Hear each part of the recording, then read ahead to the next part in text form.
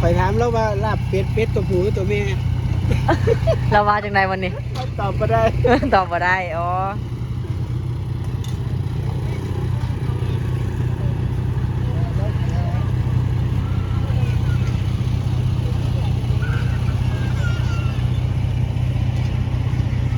ทุกคนอันนี้เพื่อนเพิ่นเนาะเพื่อนลังน้อยๆเนาะแต่มีคำขายเด้อเรากำลังสอกคำอยู่ตอนนี้เนาะเราสอกคำอยู่ทางในเงินเราไปบางเนาะหรือว่าไปห้อนเอามือเว้นเนาะตอนนี้เราสิขายให้เบาแสบเนาะมาเบิ่งลายปันไดน้อยนึงบ่ใช่เอาใช่เบิ่งดูเบาแสบเห็นบ่ทำได้ชีหาแชนดูคายเด้อเอาไว้บ่มาไปหาจากมือได้ชำนี่อ้าวจากมือได้3-4 มือพุ่นน่ะ 3-4 มือพุ่นบ่โดยอ๋อเดี๋ยวเบิ่งก่อนโอ้แม่น้อยได้แต่2-3 ทีก็เป็นหุ้นเสียหุ้นล้านใต้มันบ่ฮอดหุนบ่ฮอดหุนนะบ่ฮอดหุ้นน่ะอ้ายแต่เขตหันได้อยู่2 เขต 3 เขตกันไปฮ้อนเอาบ่แม่เลยเจ้าไปฮ้อนเอาสิเอาบ่ซำนี่เอาติดน้เอาเท่าใดล่ะซ้ำนี่นะน้องขายให้มันสิว่าได้4แสนไปก็บ่ซื้อติดลงบ้างดูไปขายแต่เก่าเคยขายคำในอ้าย4แสนไปโอ้นี่เนาะพี่น้องเลยไปหาลายมือแม่นบ่3 มื้อนี่3 มื้อเนาะเลยอ๋อเบิ่งเนาะไปหาผู้เดียวบ่กับลูกกับเต้าไปผู้เดียว เคยได้ลายบ่เคยได้ก้อนใหญ่บ่คนใหญ่สิบ่มีมาคันโฮมไว้แบบนี้สิไป30-20 มื้อหันได้ละฮูน2ฮูนโอ้4แสนเนาะโอ้ยบ้าบ่ขายมา4แสนนะ4แสน5สิเอา4แสนนั่นแหละได้บ่4แสนเอาเงินให้เรา4แสนก่อนบ่ได้ผัดมา4แสน5เพิ่นไอ้ซะนะกะบ่อยากได้4แสนบ่ลุ้นให้บ่ตายเท่านั้นโอ้4แสนแล้วลุ้นให้น่ะ50ถ้ามันฮอดหุ้นข่อยก็สิซื้อเต็มอันนี้มันบ่ฮอดเด้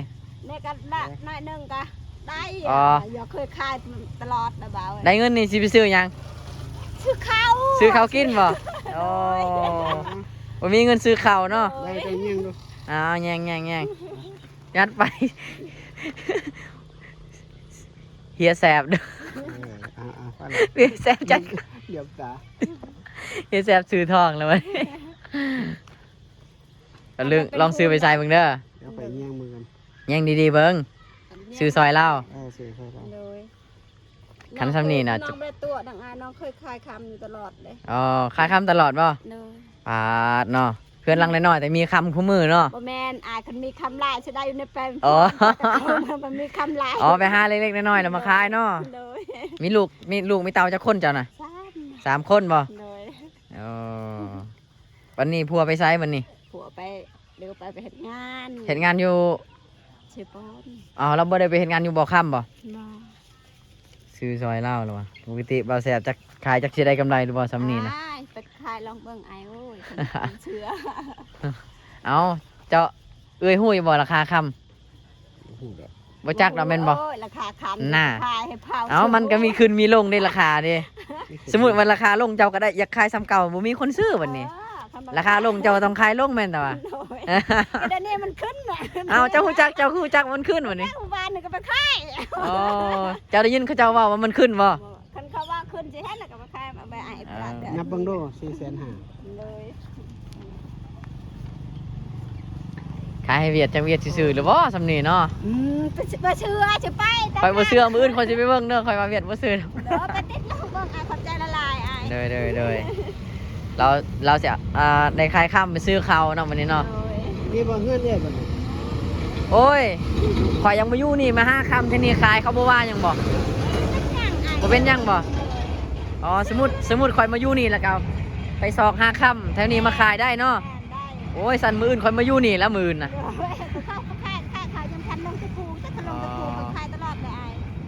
มีผู้สาวงามบ่หมู่บ้านนี่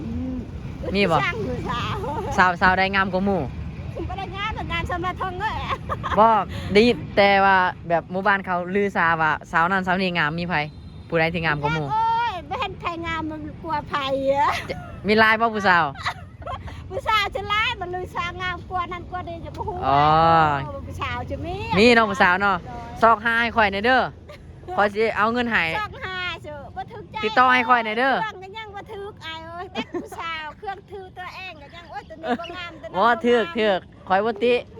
คะแนนผู้สาวโสดได้ โชดแต่คันเมียเขาจะพาจะบอกว่าผู้สาว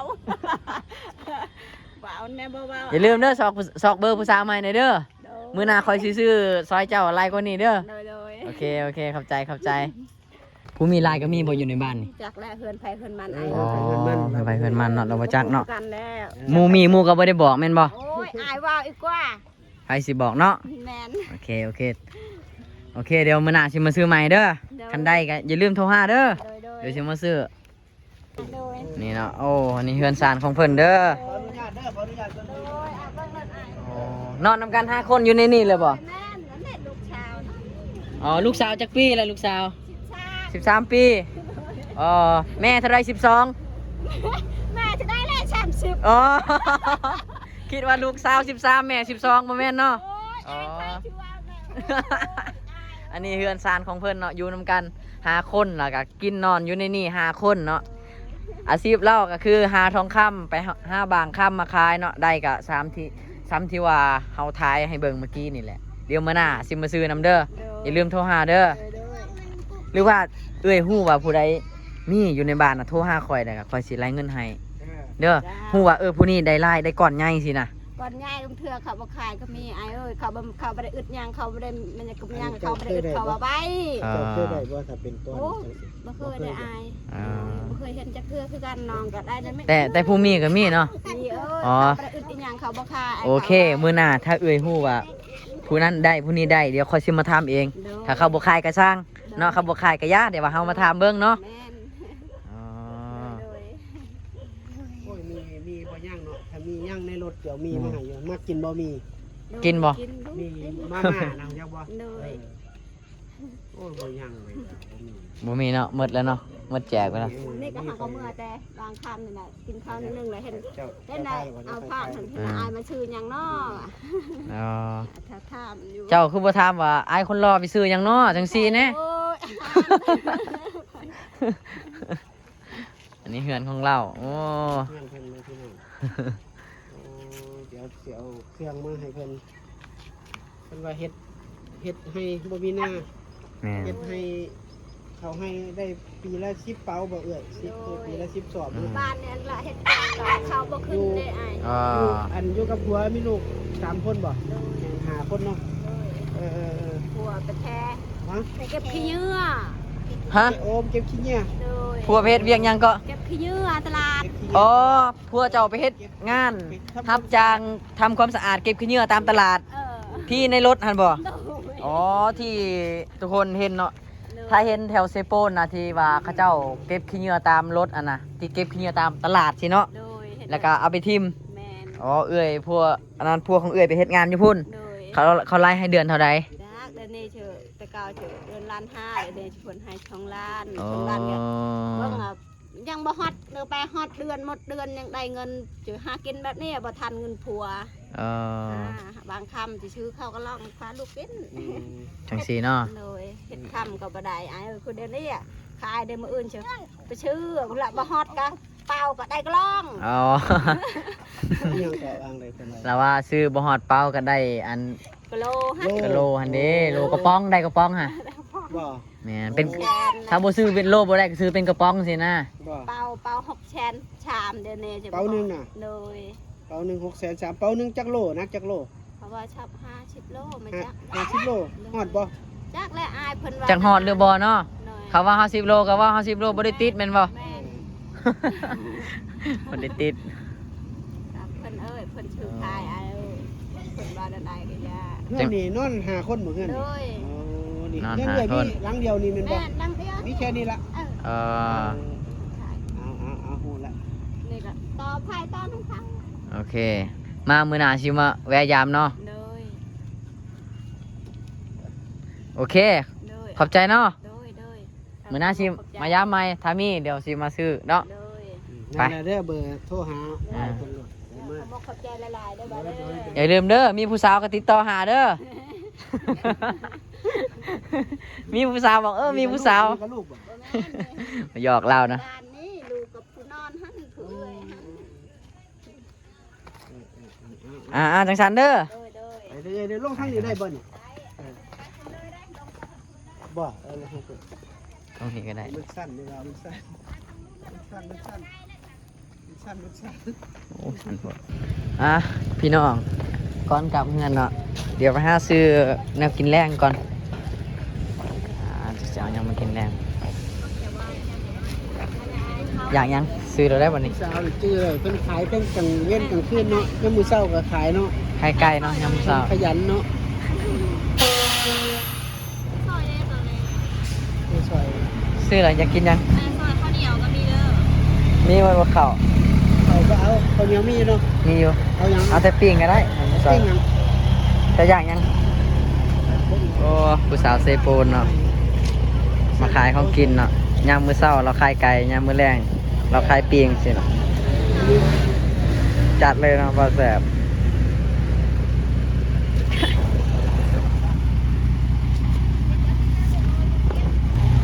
เอามาเสียงโซก่อน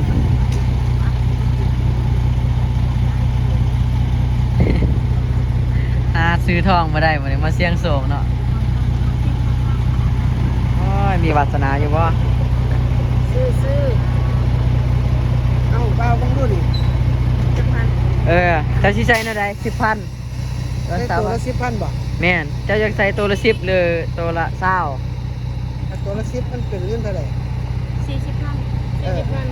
40,000 บอกอันถึกเท่าไหร่ถึก 800,000 800,000 ละเอาเท่านั้นละ อ๋อ บ่เคยซื้อ อืม 40,000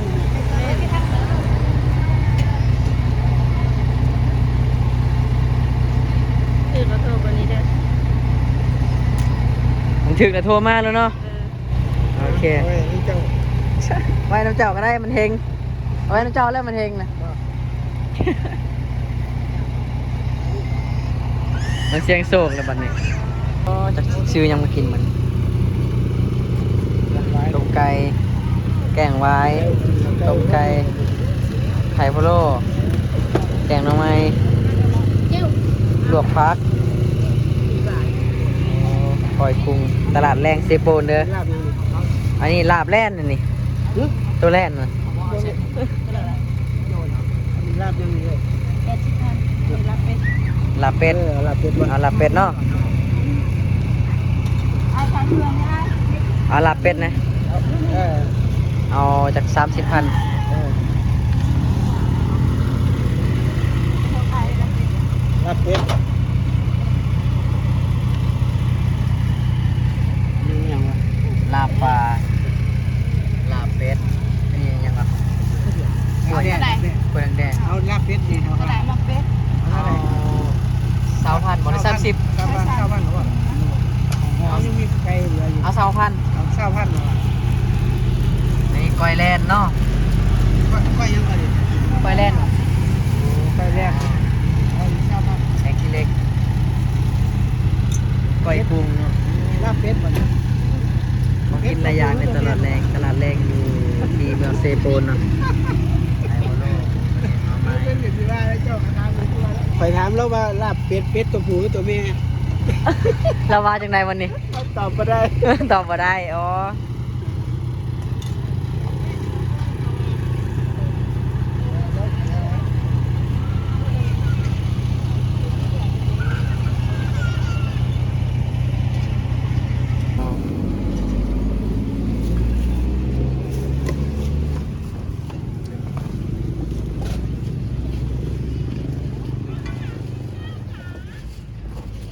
อันนี้ใส่ธงเป็นที่เรียบร้อยแล้ว นี่มันยังเชื่อมปลาอันนี้ก็เกลือ เนี่ย เชื่อมปลา เสื่อมปลา